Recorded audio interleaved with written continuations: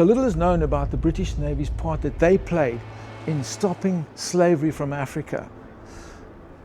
Here in Simonstown, we're going to have a chat with retired Admiral Soderlund, and he's going to fill in some spaces for us. The Royal Navy first started taking part in operations in about 1807, but in 1838 it moved from Freetown, where they used to station the ships, down to Simonstown, which was part of the Cape of Good Hope and West Africa Station. Over this crusade on the west coast alone, over 2,000 British sailors died. Mostly standing against slavery.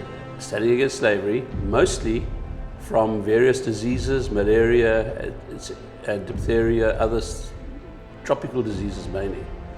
So this is actually the Navy graveyard, so there's a lot of British sailors buried here. The particular interest we have today with regards to the British campaign to fight against slavery in Africa is that there's a lot of crewmen buried here. Now that's not crew like a ship's crew, but it's KRU, which is a tribe from West Africa, from Liberia and Cote d'Ivoire. And the Royal Navy recruited a lot of these guys because they desperately needed them for their campaign against the slave trade. And the crewmen were excellent boatmen, and they used to be working with all the various people over the years, and were also anti-slavery enough, although they used to be in the trade themselves.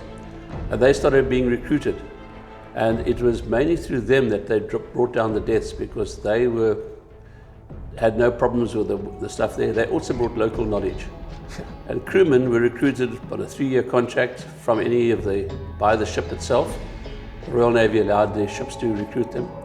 And it's very interesting if you find their names, because they could not spell their names when they brought them onto strength. Yes. They gave them either the recruiter's own name, or they asked him a name and he used whatever English names he'd thought of. And you can find the Liberian side coming in with Tom Dollar, of which there are about 8 buried in Simonstown. But some of them are quite nice, like Tom Sharp, you know, it's Tom Sharp, Tom crewman, Sharp, yeah. Black Whale. Yeah. Yeah. Yeah, here's Jack Friday, who was signed in on a Friday. Sam Lewis and Dick Deadeye. Yeah. If I got renamed, I'd love to have the surname Deadeye. But this is interesting, Clifford. You've got African sailors now sailing for the British Navy. Why is that? The Royal Navy slave campaign consisted of Royal Navy ships sailing up the west coast of Africa and looking for slave traders. So the slave trade was Africans bringing African slaves that they caught down to the coast and then selling them to ships from Europe that were coming there and taking them across the Atlantic. And the problem is, once this campaign really got going, the slave traders were suffering financially, so they moved their trading posts up the rivers to get away from the beach. So now this meant the Royal Navy had to now send boats up the rivers to go and find them. And the problem with that was, the minute British sailors went inland, they all started dying like flies, malaria and other tropical diseases.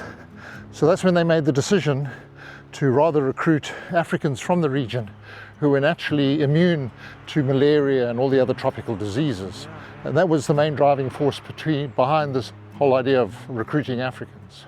All these operations, interestingly enough, were under the command of the Commander-in-Chief of the Cape of Good Hope Station and West Africa Station.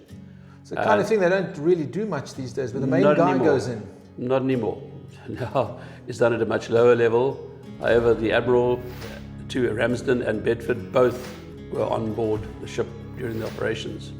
Wow. The model we have here is of the Edgar-class cruiser HMS St. George, which was the flagship on the Africa Station at the time. She was an old coal-driven ship, which is usual for the time, and you'll see she carries a number of boats.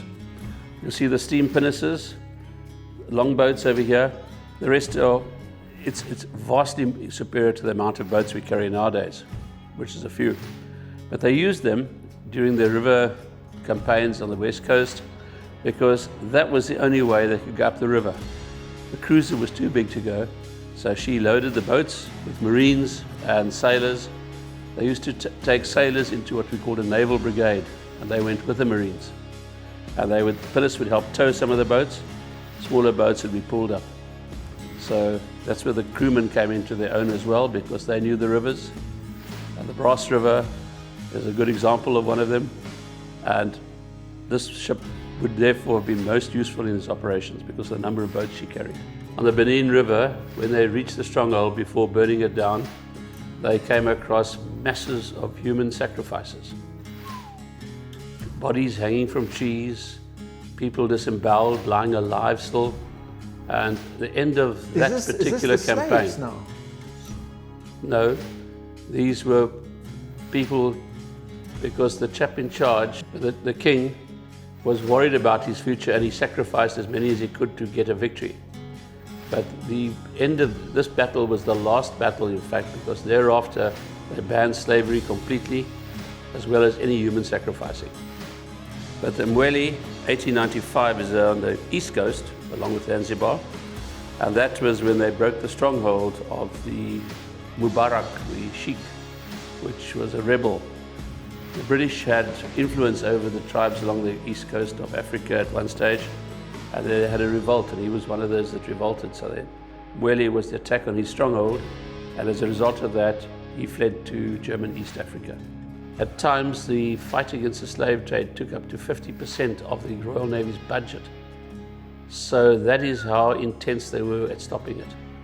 Large forces deployed over a long time. In a period of peace, the Royal Navy was very busy on that front. So in closing, here's my thoughts on the subject of slavery. And I tell you, I really hope that this diabolical practice of, you know, human beings, can you believe it? Going and hunting and capturing other human beings, or buying them, or having them, or even those ones that even dare to sell their own fellow human beings to these other guys. And then these people took these humans under chains and took them to another part of the world to build their infrastructures and farming, whatever it was, in their expansion of their empires.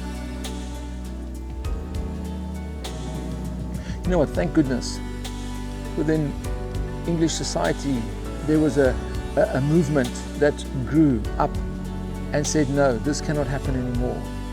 And they sacrificed so much to put an end to it from Africa. And even the crewmen themselves are people that we owe a debt to. Those guys that obviously they were fed up with what was happening in their own countries, you know, and joined the British in this campaign to wipe it out. May it never, ever, ever come back to us again.